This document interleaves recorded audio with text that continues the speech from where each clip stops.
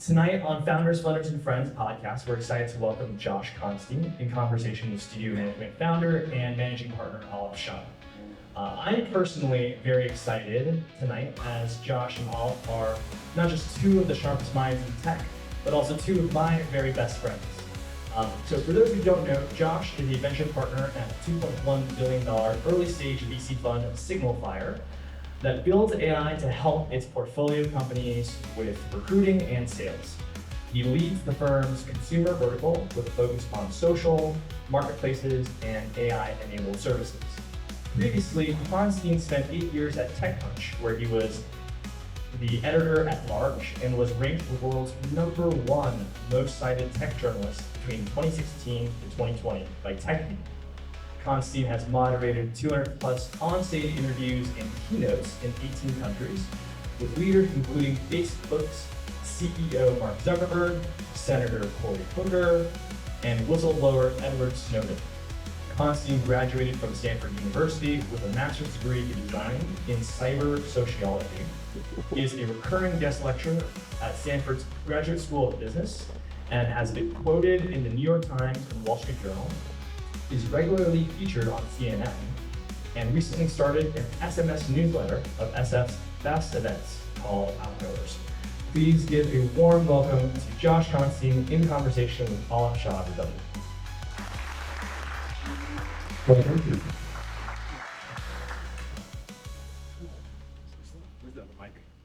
Great to have you back again. This is, I think, our first recurring guest on Founders, Funders, and Friends. And fun fact, there was a period where Josh, Johnny, and I all lived together in San Francisco, and excited to kind of reconnect and get the update. So it's been, I think, 2 years since we last chatted, and a lot has changed in the world at large. A lot has changed in venture.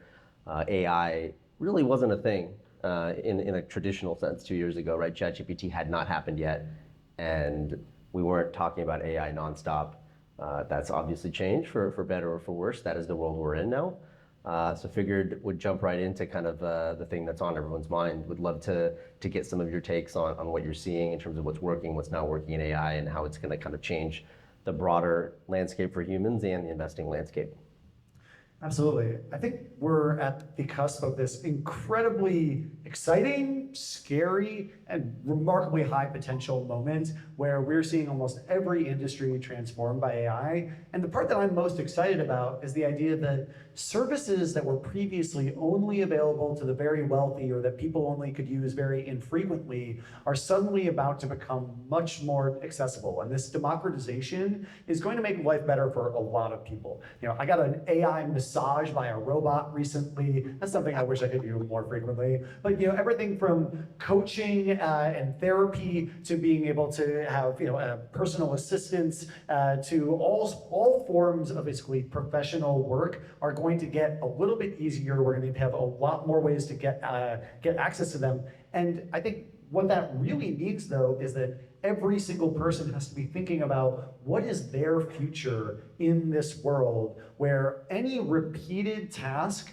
can be done by something else. It really is going to question what makes us truly human, what are we the best at, and how do we sort of future-proof ourselves by finding a discipline that we can be the greatest at, that we are passionate about, that we want to spend all of our life getting better at, because that's the only way I think we're really going to stay ahead of AI.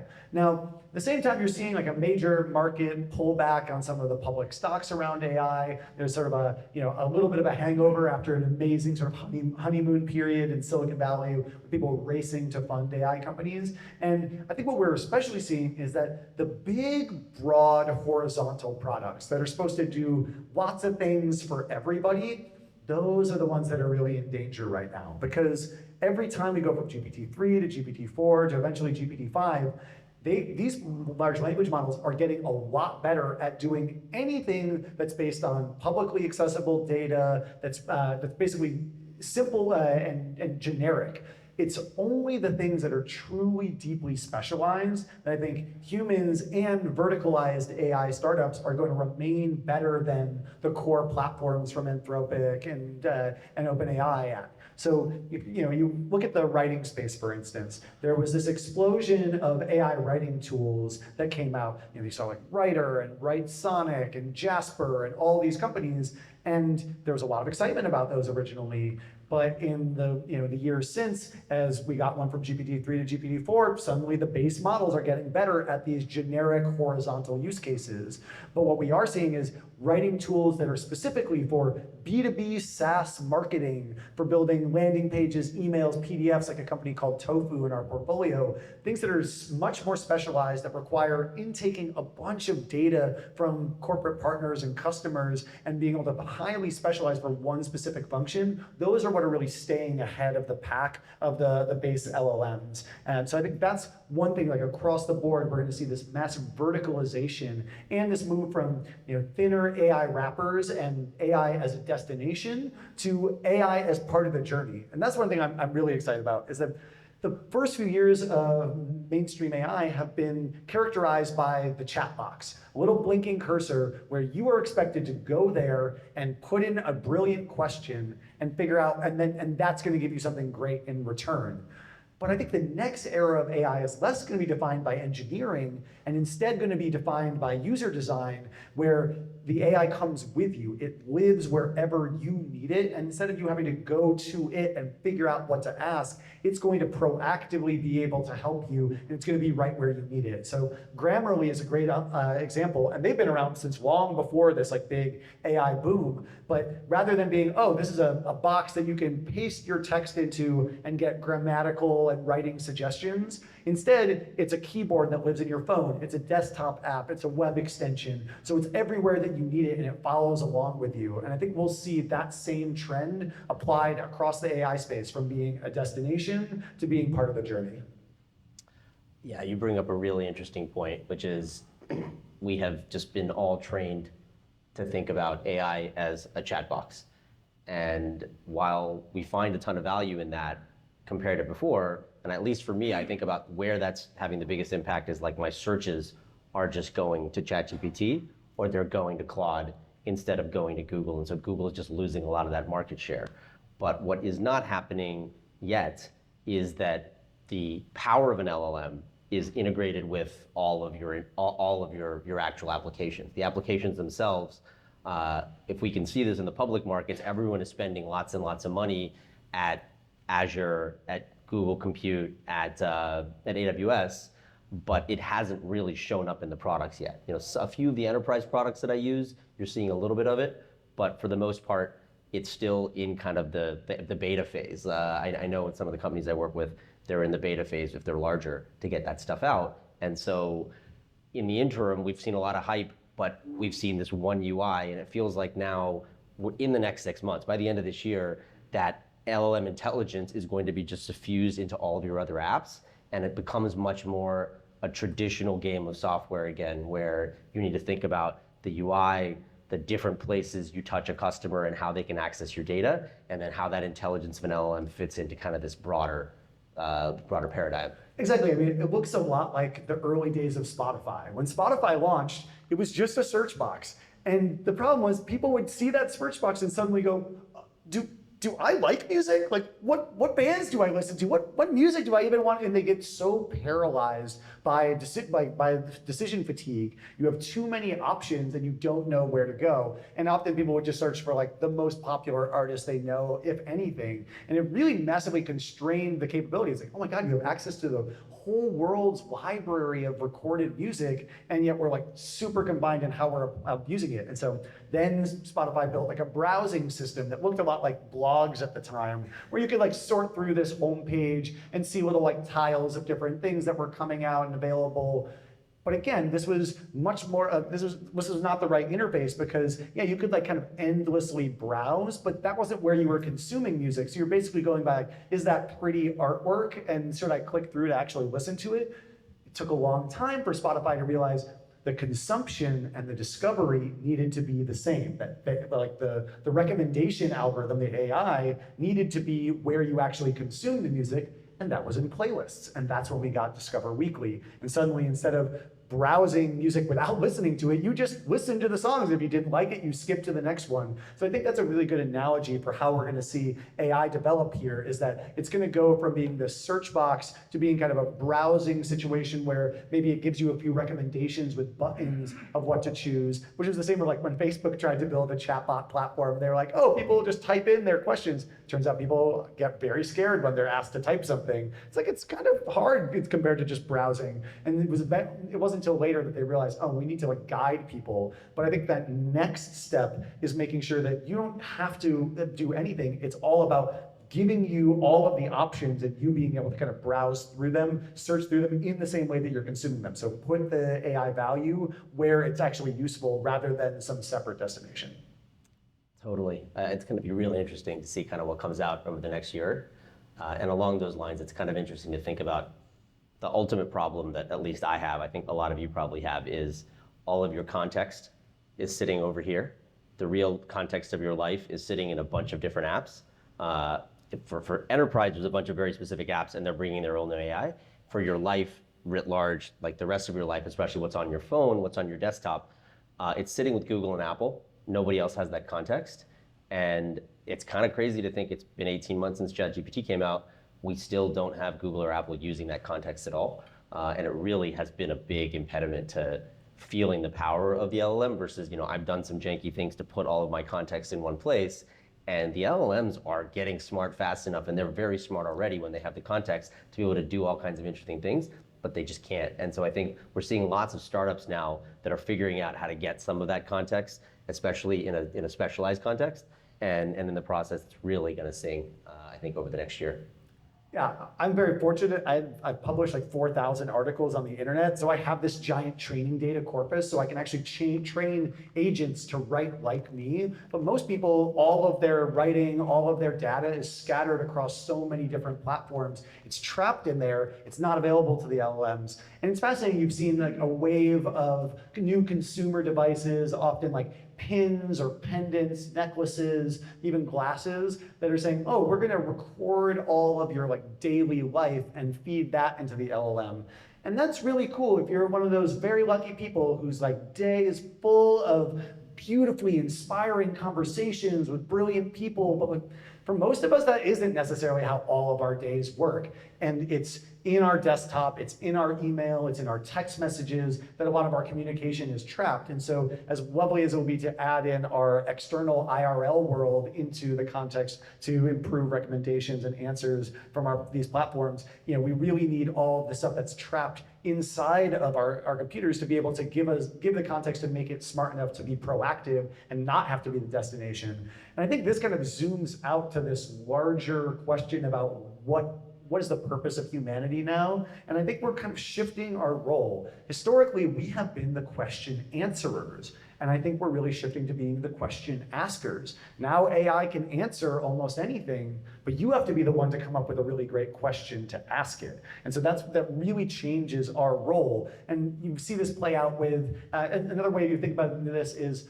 we all used to be the creators, but now we are becoming the curators. Instead of saying, oh, the hard part is just generating work, now the hard part is knowing what work is good enough to actually share. And what's fascinating is when you look at, say, a content marketing department for an enterprise startup, they might say, oh, we're just gonna replace this with AI. Well, no, you might be able to replace the junior writers whose only job was just executing and outputting a ton of work, but you still need the kind of editor who can say, this is good, this is worth publishing, this is ready, to, we have to reprompt this, we need to do generative reprompting of very specific things, or we need to start over and build a whole new tone for this article. You still need somebody who is good enough to understand what is good, because the AI won't tell you. It'll just give you an answer and say, this is good enough. It's not telling you, I think this is the probability that this meets your satisfaction criteria. It's not grading itself. So somebody has to be there to grade it. And so that means like all of us have to kind of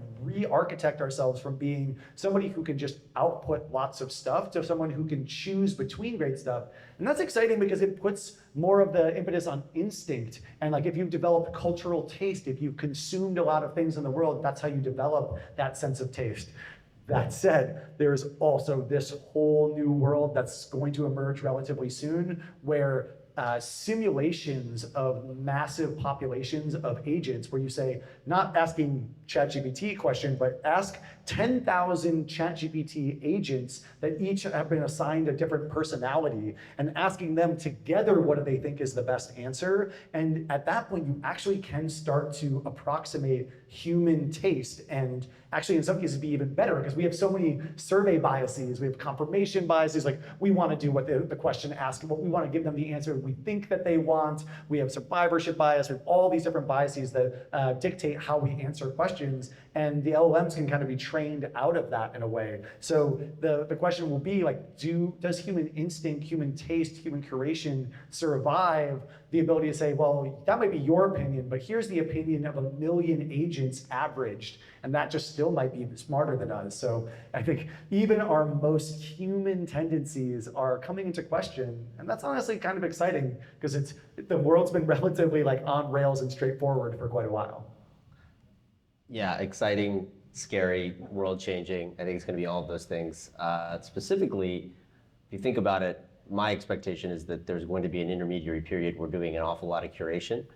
It feels like we're in that stage of going from kind of pure creation to a lot more creation to curation. But that's going to be a seemingly shorter stage than some of the previous stages we've been in. And then we're very quickly going to go to kind of the ultimate stage that humanity will go to, assuming we don't get obliterated in the process, which is as consumers. We are like, increasingly there are jobs you can see where, okay, are we going to have some form of self-driving cars in the next 5 years? Probably. Everywhere, unclear, but like in a good majority of use cases, probably 5 to 10 years. And so then there will be just a complete set of jobs that are like, Uber drivers, truck drivers, other sort of transportation drivers that will go away. It's, other places, the boom will certainly create jobs. In this specific environment, it's not going to create new jobs. Those jobs are just going to disappear.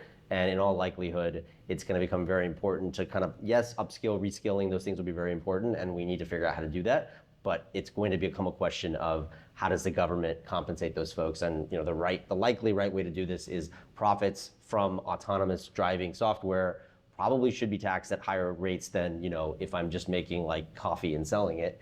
And in the process, some of those taxes should be used to have a form of more welfare than we have today, a larger welfare state. Some people might want to call that UBI, depending on where we go. But it seems pretty likely that's the direction we're going to have to go. And then we end up in a world where most humans, if we get the distribution right, the redistribution right, we end up in a world where humans can really choose to do what they want with their time. And I think ultimately that will be a lot of consumption of art and creation of art, because that is kind of the thing that is uniquely human. So curious how you think about some of that.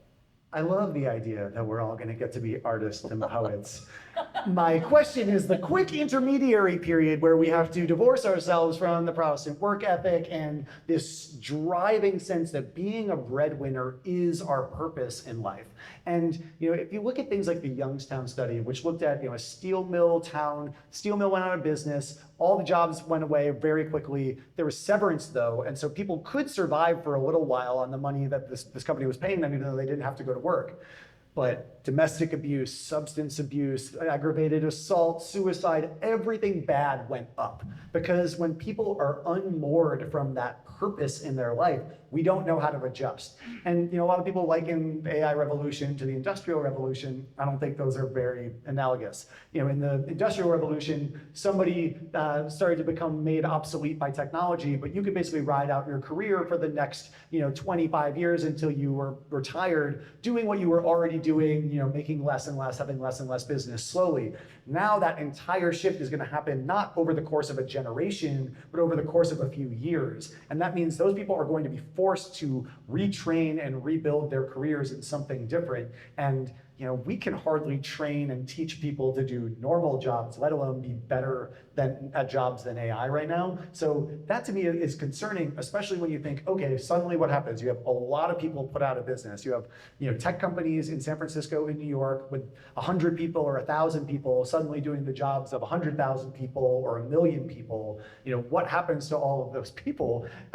And my concern is that political strongmen using arguments like, I'm gonna bring back trucking, I'm gonna bring back retail and cashiers, like that those may actually galvanize support, but the genie never goes back in the bottle. Like Pandora's box doesn't close, technology doesn't go backwards. Unfortunately, capitalism just doesn't really allow for that. And so there isn't gonna be a way to bring those things back, but we could see, the popular movement of people who are disenfranchised by AI be sort of misguided by political strongmen who are don't actually want their best interests at heart. So I think to us, we are going to have to really think about how do we build UBI in a way that doesn't affront people's fragile egos, to be real. There's just a lot of people out there that, like, if you tell them, like, you don't have to do a job anymore, but here's the money, that doesn't mean like, oh great, that's awesome. It means like, what is my purpose? What do I do? And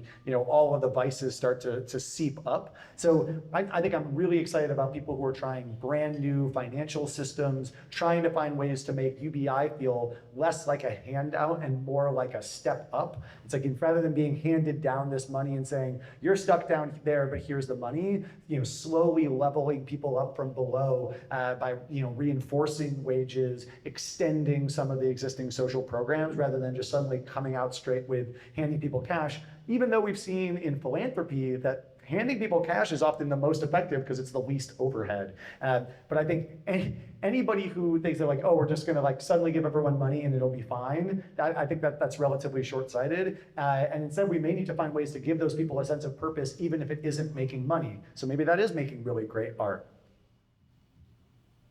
I mean, that was a really optimistic perspective, but it does actually, I think, put it into perspective. And I think a lot of people in the world don't want to believe that this is happening. They don't want to believe that there could be a world in 20 years where 80% of jobs are gone. And our desire for that not to be true misguides our perception of what will actually happen in our calculation of the probabilities. So we have to be clear-eyed about it. We have to stare this terrifying threat and this massive opportunity in the face and be clear-eyed about it so that we can actually make the right decisions and not misguide ourselves until it's too late. And the reality is the folks that are clear-eyed about it are technologists, the ones that are building it, the ones that can see it and are aware of it. And this is a problem that's so large that it requires every segment of society to be engaged. It requires the entire population, specifically and most importantly, folks that are not technologists, but can look at it from other angles, bring those unique insights of different perspectives and thread it together. And ultimately, that collective set of citizens needs to be appealing to their politicians. And ultimately, this is a decision that the structure of how this plays out is going to ultimately be decided by politics. And it's really fascinating to me that neither candidate is talking about this at all. Folks that are, even their policy advisors, for the most part, we seem like are kind of, I wouldn't say, ostrich with heads in the sand, but something approximating that. And so unfortunately, that means that the discussion is just happening at the tech level. It's not happening at a societal level. And so I think, that's something we should all be focused on and trying to galvanize and really change. The concern is that, like, when I talk to the smartest people I know in San Francisco and Silicon Valley and New York, they don't have answers either. It's not like, oh, they see the future and it's just about convincing everybody else. Like they also don't know. So there's not really anyone for these politicians to look to. That said, there are plenty of major problems with society that AI can solve and really improve on, that can help us improve the quality of life across the board such that we're better insulated from some of these problems as they come along. I think healthcare in particular is the most exciting space for this. Healthcare is one of the biggest parts of our economy and one of the most efficient. It is one of the things that most people would say they have a terrible experience with in general. And meanwhile, we have a huge labor shortages amongst doctors and nurses, especially in the wake of COVID. We have a massive aging population who really just can't afford to be cared for in hospitals. But there are a lot of really exciting startups that are trying to solve these problems. There's companies like Payzen, which personalized payback plans for patients. Most patients go bankrupt because they're just told, here, pay this $30,000 bill, this $100,000 bill. They can't pay it and they go bankrupt. And hospitals also don't get paid because of that. But if you can use AI to look at all of their data and make them a personalized payback plan they can actually adhere to, they pay, they don't go bankrupt, the hospitals get paid, and the system works better. You can take things like codometrics, which is for hospital billing. Doctors didn't go to med school to learn how to figure out the insurance code for every piece of the care that they provide. Offload that to AI, let the doctors focus on the more human care, the bedside demeanor, the reassuring us that we're going to be okay. So I think there are a bunch of these companies across the board. One of my favorite is Wealth. They are a prescription adherence plan. A huge problem in the health industry is people get prescribed pills and just don't take them, and then they end up back in the hospital because of it. But this company, they'll pay you $60 at the beginning of every month, and then every day that you don't take a photo of the pills you're supposed to take in your hand right as you take them, they'll take $2 away from you. And that loss aversion psychology actually compels people to do the right thing that's really good for them. And previously, you had to call them on the phone. They're like, oh, did I take the pills yesterday or today?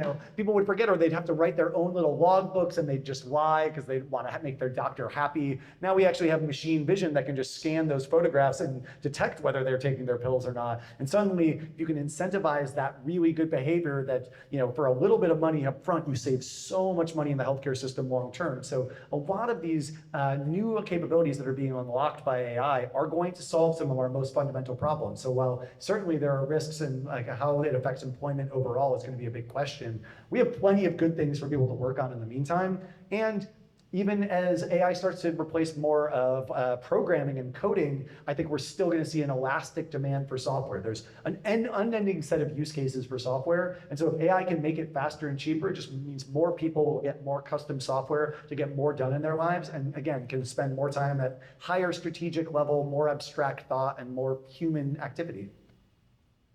Yeah, it's going to be an exciting future. So quickly to go back to what we were talking about before, there's been a lot of volatility in the markets. I think a lot of folks have even today asked me kind of what's going on with AI stocks, what's happening with the market.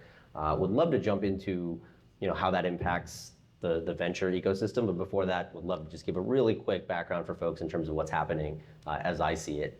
A couple years ago, coming out of COVID or coming out of the first phase of COVID, starting in 2021, we all started buying different things. We were nesting much more than anything else. And so we didn't go out as much. We were buying more things for our home. It completely changed what people needed in their lives, what they're paying for.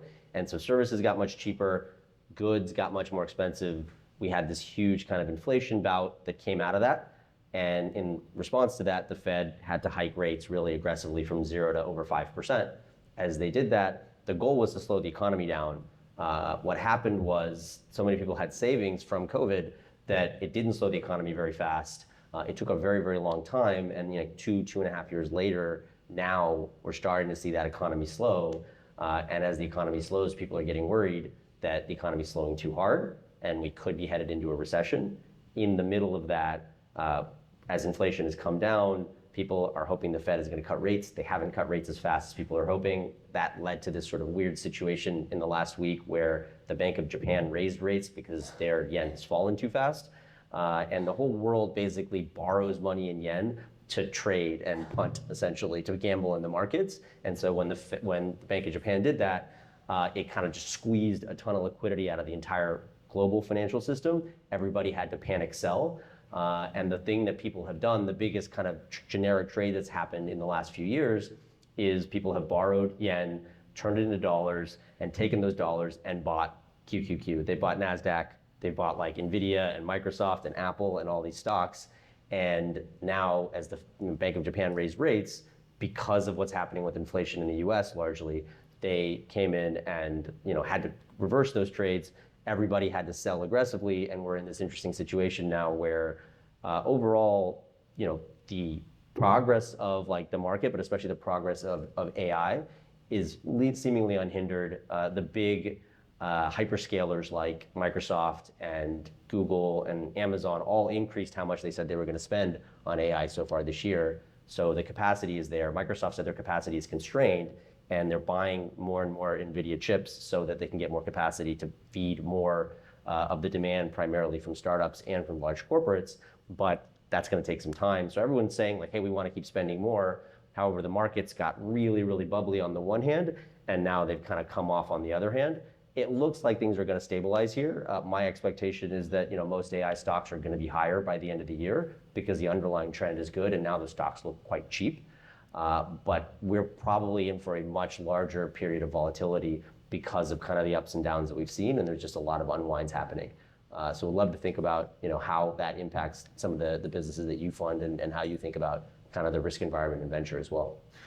Yeah, because I think what you're seeing is we're in this kind of trough in the middle of AI development where we have this first amazing bout of like, oh my gosh, it can do things we never expected, but we're not at the point where it's a full autopilot. We're kind of in the co-pilot phase. And at that point, it's a little bit like self-driving car co-pilots. It's a little awkward where you're like, am I controlling the car? Is the computer controlling the car right now? Do I need my hands on the steering wheel? Do I not? There's some freak accidents that can happen. I think the problem is when you have that weird handoff in between. I think all these companies are trying to race towards getting to the full L5 autopilot phase where instead of just augmenting humans with technology, which is how technology has worked for the last 30 years instead and longer, now it'll be, okay, we can fully replace people. That's where some of the employment questions come in, but I think that's also when the revenue gets paid back for all of the investments that these companies are making.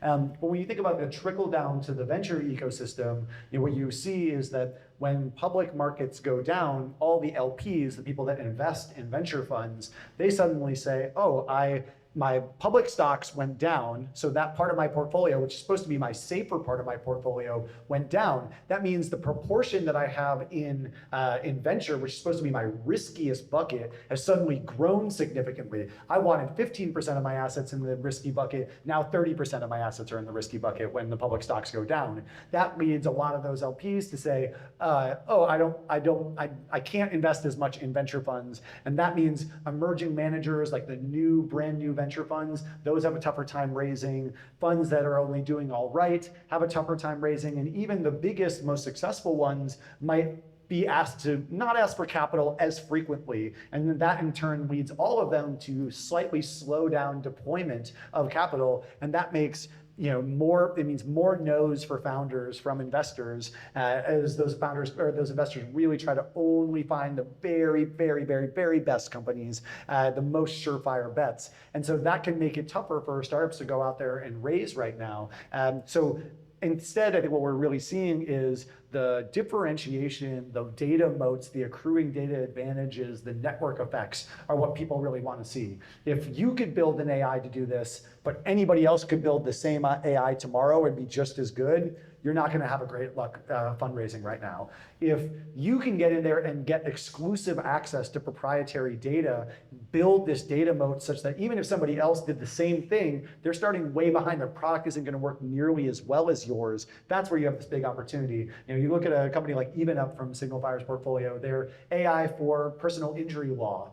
Right now, most settlements for you break your arm in a car accident, how much should the insurance company pay you? Those settlements are private. Most people don't know how much they're worth. And that means when lawyers go to litigate those cases, they're kind of guessing at how much they should charge that insurance company, how much they should fight for.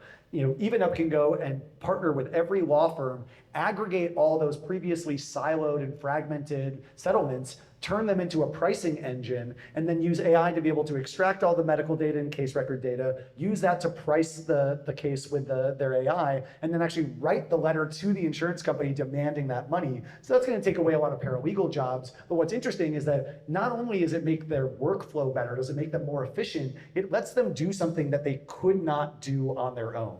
And so I think every AI startup needs to be thinking about what is that differentiated proprietary data pool that I'm using, and then how am I building good human-in-the-loop feedback so that when I'm using it and training it, people are helping make it better and better. They're telling you, no, that was the wrong data, that was the right data, no, that's the wrong price, this is the right price, and guiding the AI in the right direction. So having that great human-in-the-loop feedback loop is important. And then having the performance feedback loop, which is after the customers go out and use it, do you get the outcome of like, this is how much better this was than our existing input? Can you use that to continually incentivize the AI towards those highest ROI, most successful use cases and demonstrations of the technology? So, instead of it being all just about a great idea, it's so much more about data. And it used to be about data volume. The new thing is really data quality. And so a lot of the data infrastructure startups, I think, are also going to perform very well right now, because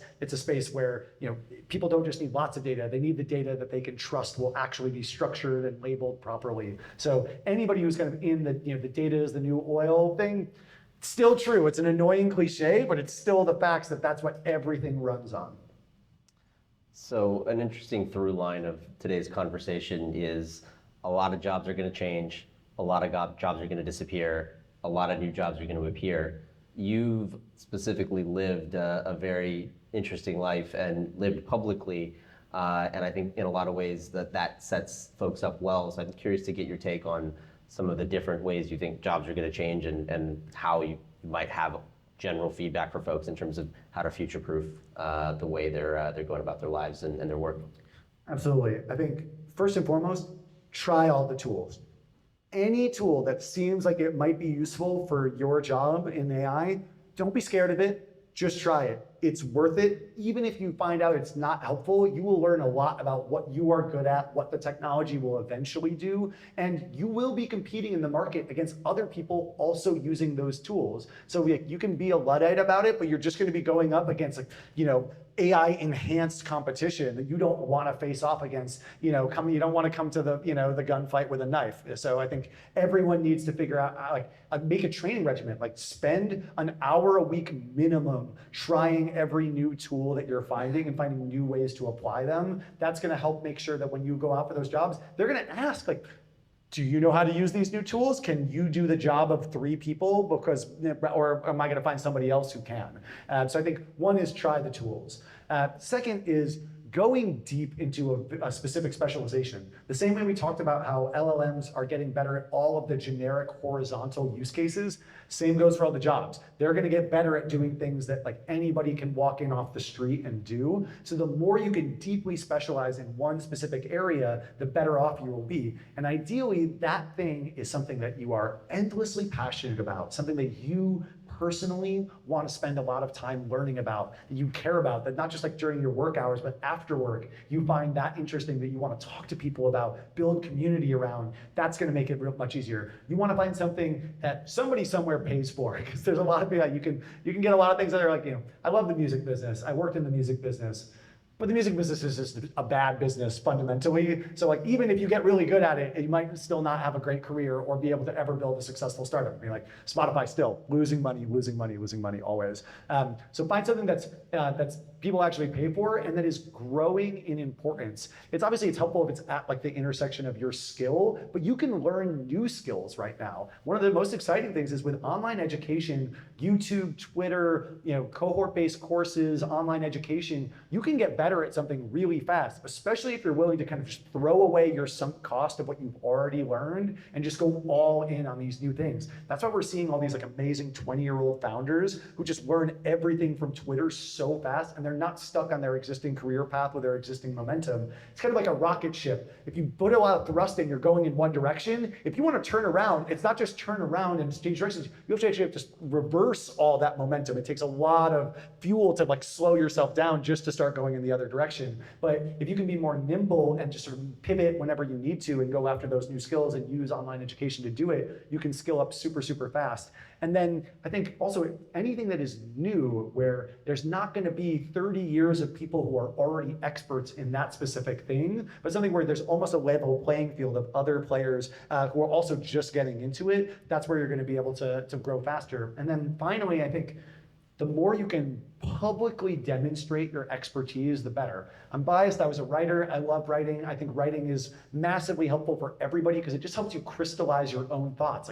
Most of the time when I wrote an article, I didn't know how it was going to end when I started writing it. Writing actually will help you figure out what you think. But by putting a public record out there of saying, this is what I think about this is what I learned about this is my prediction of what's going to happen next, even if you're wrong, just making informed bets and predictions, and then going back and saying, this is why I was wrong, or this is why I was right. You build up this, bring the receipts. You want to show up to the job interview being like, or show up to the funding pitch being like, I've been doing this. I'm not just jumping into this all of a sudden. I'm not on the bandwagon. This is something I really care about personally, and I've been writing about extensively online. And you'll also find this amazing situation where if you pick a niche, especially a really narrow niche, and you go super deep into it, people who are also in that niche will want to talk to you, and you'll talk to them, you'll learn amazing things, you share them, and quickly you create this flywheel where people want to talk to you because you help distribute their ideas as well. And then people who were normally too busy to talk to or would be too expensive for you to ask for a consulting session with will talk to you for an hour about their smartest ideas and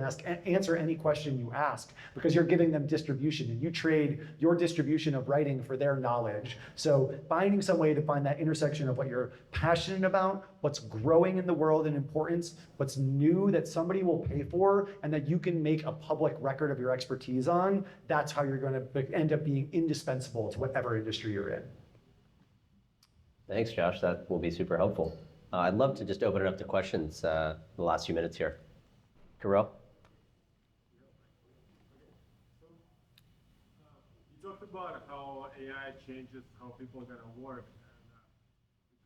Work as a VC, how does it change what's happening with startups? Because it's cheaper to start a startup, right?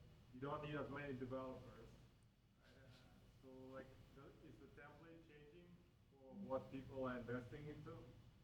Certainly. I mean, one of the things that I think is exciting, the same way when we saw AWS come out, suddenly your startup didn't have to worry about servers anymore, and you could focus more on your core product and engineering. Now we're moving towards engineering itself being automated. And so, we started with these binary languages and punch cards. We moved to more the coding languages we think of today, but now natural language is becoming the coding language, and we don't need specialized interpreters, aka coders, to be able to turn an idea into machine readable instructions. And so I think that makes it much, much faster and much cheaper to be able to build things. And so that means that smaller teams will be able to move more agilely and will need less funding, which maybe that's bad for the VC industry, but I think it's actually exciting because it means you can potentially put in place more investments, get behind more companies, because they'll all be more capital efficient. So I think that is in part really exciting about what's going on in startups right now, is that when you reduce the complexity of all the different fields you have to be great at to build a good startup, people with smart ideas and ruthless, absolutely incredible horsepower and execution will be the ones who win, rather than, you got bogged down by something that was actually not critical to the core of what you were trying to build.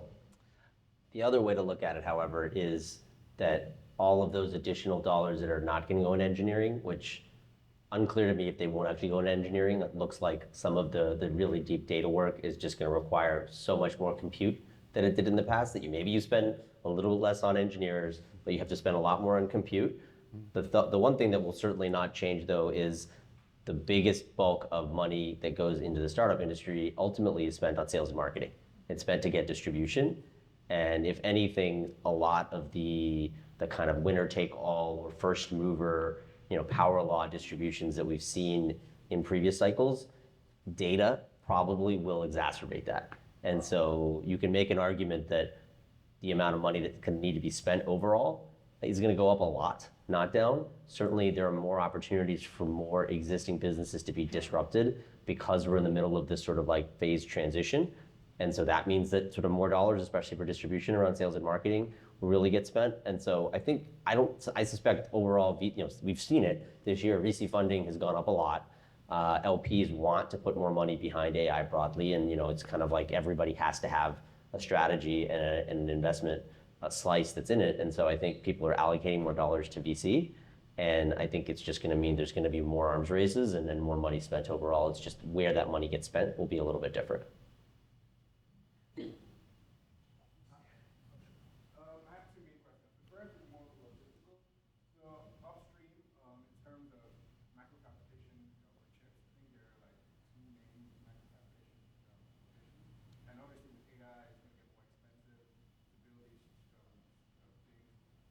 How is that being addressed? And then on the other end of the spectrum,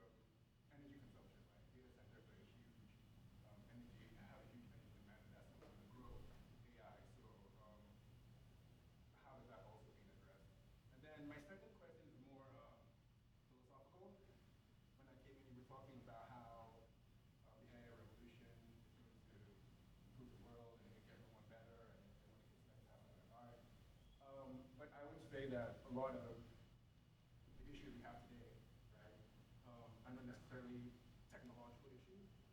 Policy is a huge part of it, human interaction is a huge part of it. So it's very possible that the AI revolution could lead to a more dystopian future. So what measures do you think we should put in place to protect that? Can you repeat the question? Yeah, so on scarcity of fabrication and sort of there not being enough ways that new chips are being made, it's becoming a national security issue, honestly. And I think the same way once upon a time we talked about like the Hoover Dam or like these major energy sources as being critical, the building blocks of killer technology are going to become even more important. When it comes to energy, we are luckily seeing some really interesting new innovations that can massively reduce the amount of energy required to be able to run training and inference and apply this kind of AI. So I don't think it's just going to be from the perspective of we have to increase the total amount of energy. I think we need to kind of engineer our way through that to a degree. And yeah, when it comes to what happens and how do we solve a bunch of these problems that aren't necessarily technological, I mean, yeah, wealth inequality will likely be exacerbated by by the AI revolution, and that's certainly going to probably make a lot of these problems worse unless we can build new regulatory systems where people who earn a lot pay their fair share. And I think that like if you're already extraordinarily rich, you should want the people next to you to be like have abundance as well, because that's the only way the society keeps working long term. And so I hope we can shift away from this sense of entitlement that, oh, the more money we get, the more money we deserve, and instead towards a world where, hey, the more money I have, the more duty and a sense of obligation I have to making sure everyone can survive. To add on to that, the chips question is very interesting in that it's purely becoming a geopolitical issue now. We happen to design the chips that the whole world wants in the US, and so the US and broadly, pushing on its Western allies and East Asian allies have now made it so that China doesn't have access to the most cutting edge NVIDIA chips and other GPUs. And at the same time, we've made this seemingly 30-year-long strategic error where we developed all the technology in the US. We developed both the technology and the manufacturing know-how in the US, but then ultimately a bunch of other countries in Asia were willing to do it for less and had workers that would do it for less. And all of those jobs were shipped overseas. All of the major fabrication is now done by one company called Taiwan Semiconductor. And that technology, we don't have. Luckily, they're an ally of the US.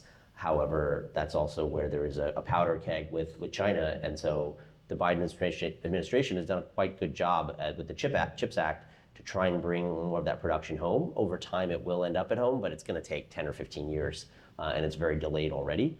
And so that leaves a huge sort of strategic conflict brewing with China, where they don't have access to those chips, and they're also being produced in the same place that they're they feel is part of their homeland. And so a lot of risk there, and especially if the Chinese economy does slow, if their sort of hold on power gets a little bit looser, the first thing that you tend to do in that situation as a politician is to distract the population with war.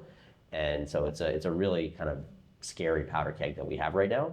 The other side of it also really involves China around the energy question, where I think there are a lot of things that are going to happen that will let us on, per unit of compute get much, much cheaper. But I think it's going to be completely overwhelmed by the fact that we need, many orders of magnitude more compute to get to the kind of really powerful AIs or AGI or ASI or whatever you want to call it. Every major lab, every major tech company is just spending money on NVIDIA GPUs like drunken sailors right now because 3, 4, 10 orders of magnitude from here, you get something that people think might approximate AGI. And so we need way, way, way more compute, and it's going to cost dollars, but it's also going to cost energy. And the really perverse thing that's happened in this country over the last 50 years is it's become very, very difficult to create new power plants or new other places to get energy. Because we have a really difficult permitting system. Those were well-intentioned ideas that were pushed to protect the environment. And the problem is over time, they've been co-opted by other folks that just want to slow down development. And so we're not good at producing power plants anymore. or what will be the most important energy source of the future, things like solar farms. People don't want that in their backyard, and people don't want to permit it. And so we are today at a pretty nice advantage versus the rest of the world because we found all of this natural gas and oil in the ground. We can frack it, and we can turn that and power plants with it. But the future technology, the cheapest technology to generate power is now going to be solar. The entire solar supply chain is owned by China. They're the ones that make all of it. They've been very foresighted in that. We're not really competitive at all. And even if we were to just import all of their solar panels to generate the power to power the data centers, we still don't have a system that can easily lay down the massive amount of new power we're going to need between now and 10 years from now, 20 years from now when it comes to AI. And so we have some really kind of profound challenges as a nation. And I think that the whole West has the same problem, maybe the worst in the US, around how we actually kind of balance important environmental interests with geopolitical interests and sort of technology interests to be able to get all that power. So it's going to be quite an interesting challenge. Hi, you mentioned that writing is a very important part of life and helps to understand what you actually think. I'm curious how writing changed in your life with all the AI tools. You mentioned that you have had all the content you have written into AI. So did it transform more into ideation now? And also now, for example, media, like some media really pro AI and using it in their processes, some of them are against and do not accept AI generated content from contributors. Does this like AI generated score even matters? For example, if there is a really unique human generated idea behind it. Yeah, absolutely. I think the AI writing tools really push us up from being the executor. We're not typing anymore. We're trying to come up with what should the article be about? What is the core underlying insight? One thing I'm really excited about is this kind of evolution of AI writing. The first thing we did was you punch in a prompt, one shot, and you get like a whole article popped out of it. Then the next thing was, oh, I want to be able to zoom in and rewrite one specific paragraph or one specific line and just basically like roll the dice again with that line, maybe with a little bit of extra prompting. But I think the future of AI writing is instead sort of the way that we make ad variants today. You know, in the ad world, you basically make like a ton of different combinations of headline and body text and image, and you run them all and you see what performed the best, and then you pick the pieces from each that work the best, combine them, and that's the one you use. And I think similarly, we're going to see that happen with writing. Instead, you'll actually use different prompts to generate a half dozen different drafts of a same article in parallel. And then, similar to what I was saying before, instead of having to like type in the right answer or type in the right thing, reprompt, you can actually just look at, oh, the 6 different versions of that paragraph and find the one that's the best. Or you can say, I like the topic of this one, but I want the tone of this one, and I want to use the bullet point formatting structure of this one, and combining them all together. And again, instead of us having to imagine what the best paragraph is and write it, or imagining the best prompt to elicit that paragraph, instead we can actually browse our way across a bunch of different variations. And that again is like, it comes down to not being the creator, it comes down to really being the curator.